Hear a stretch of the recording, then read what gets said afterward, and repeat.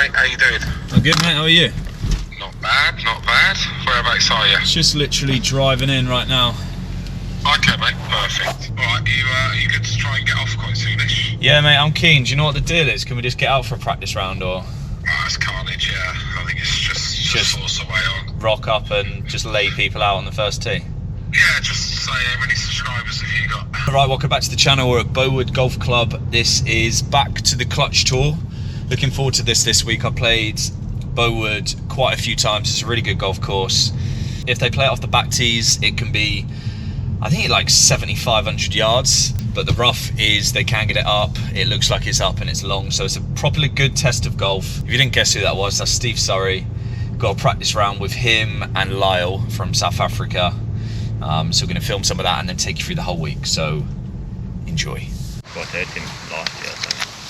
Yeah, because you don't tie, do you? No.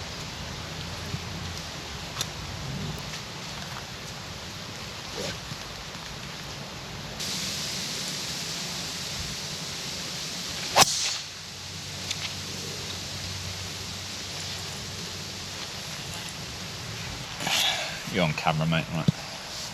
Breathing. Try to get you a good angle.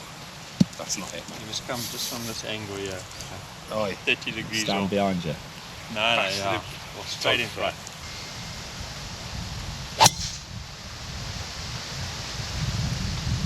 Yeah.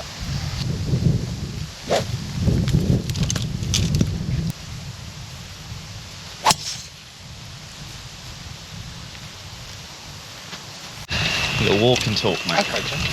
Just got to check in with your fans around the world, you know? That is a lot. Main reason a lot of them do subscribe. What you up to? Not These much, days. really. Played clutch last week at McInnes. That's been my first event for 3 weeks or a month, I think, and then hopefully go back to South Africa in a couple of weeks' time. Played alright at McInnes, didn't you? Yeah, I scored quite well. Yeah, I think 22nd, so I was quite Decent. happy with that. Did you enjoy England? That was in Wales, mate. Oh, was it? Yeah, no, it's nice. We usually moan when we're in South Africa, don't we? Yeah. After a while, Yeah, it gets like 2 months in South Africa, and then you're like, oh, I could do with getting home, and Getting back to that drizzle, and it's Yeah. actually been quite nice. then you spend a month in England, and you moan about that as well. But not just me, you also, mate. There's a pattern here. Not now, you're all yet. No, I'm Zen, actually. Zen, sorry.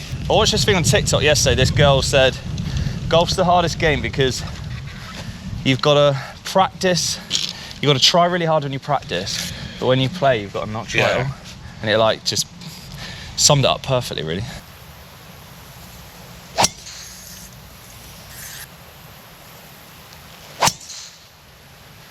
Yeah, nice.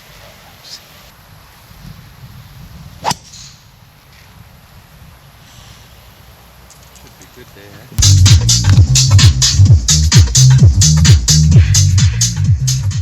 Just going to Royal Wootton Bassett.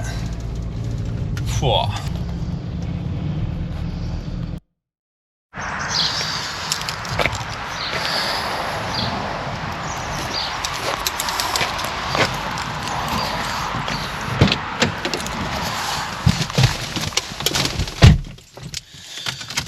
Right, good morning. Here we go.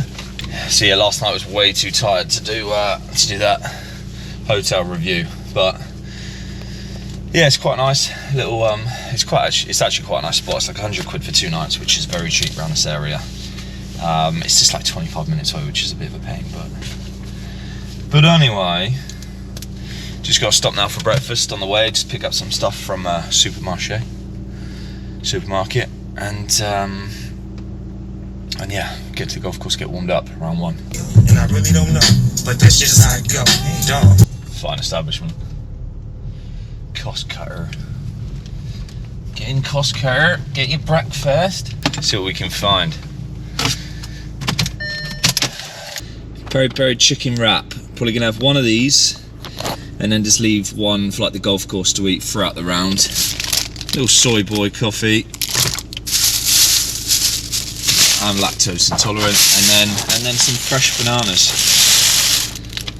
Yeah, pre-round nutrition. I'm sure a lot of people actually just know about this, but what I found is, in order to feel your best, it's not like opinion, man, it's like the literature. You know, gotta keep your blood sugar levels in check, man. I just try and keep my blood sugar levels as constant as possible throughout the round. So before a round, I won't eat generally that much, but it will be something that's fairly low carb. This is opposed to getting like a massive breakfast where you get like four bits of fried bread. I just try and have a bit of carbs, but not too much, just to not spike my blood sugar level too much. That's really the goal. I keep my mind on my money, money on my mind. I got my finger on the trigger, staying on the grind.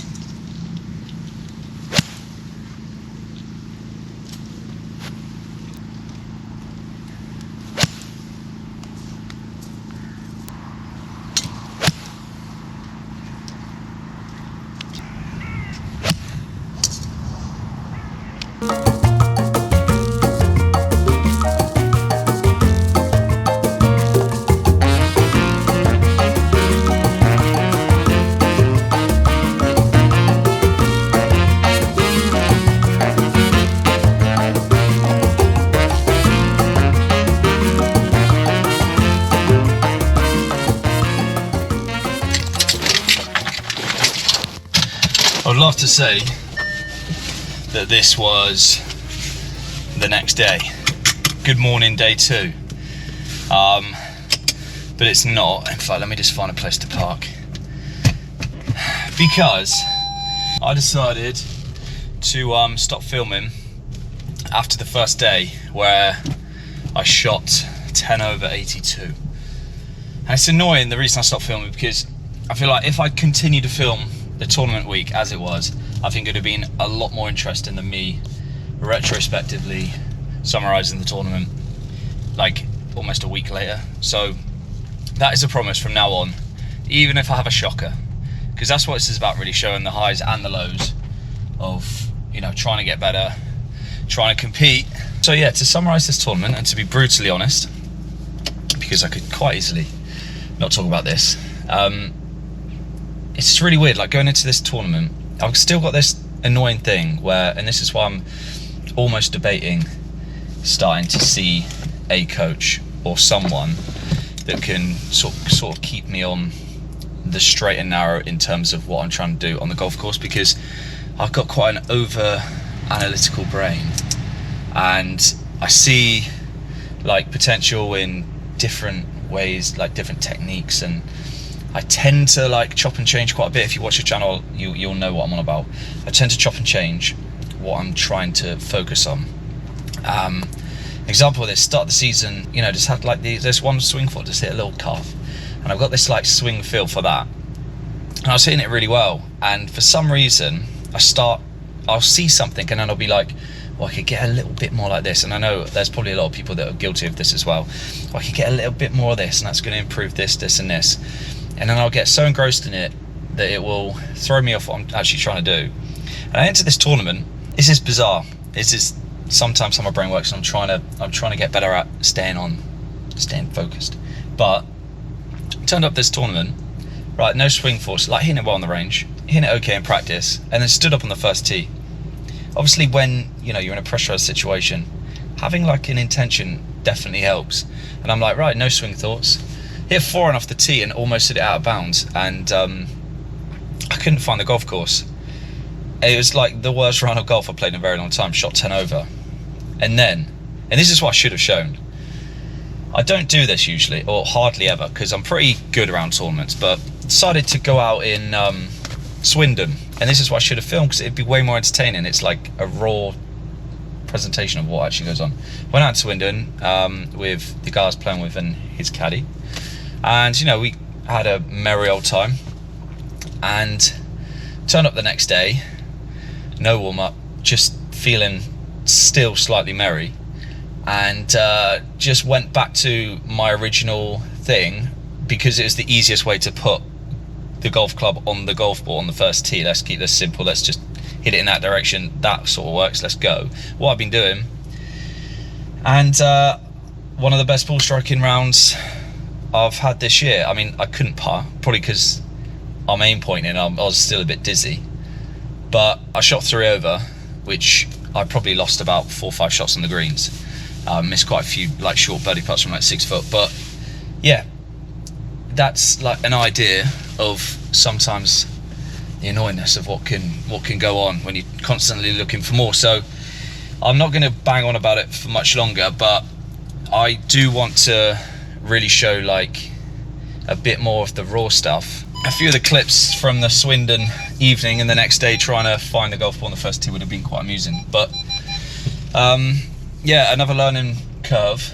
I'm not really worried about that tournament, just like write it off. I know exactly why I've shot what I've shot, and I need to like have a bit of a deep think and find a way of trying to keep on the straight and narrow, and that's either going to be finding a coach that can literally be like, stop what you're doing, do this, stop trying to sway from what you're doing, stay on the plan, or I can just grow enough mental toughness to just try and stay on a single path and stop trying to overthink everything. So it's all coming next week in as we continue with 5 Years or Bust.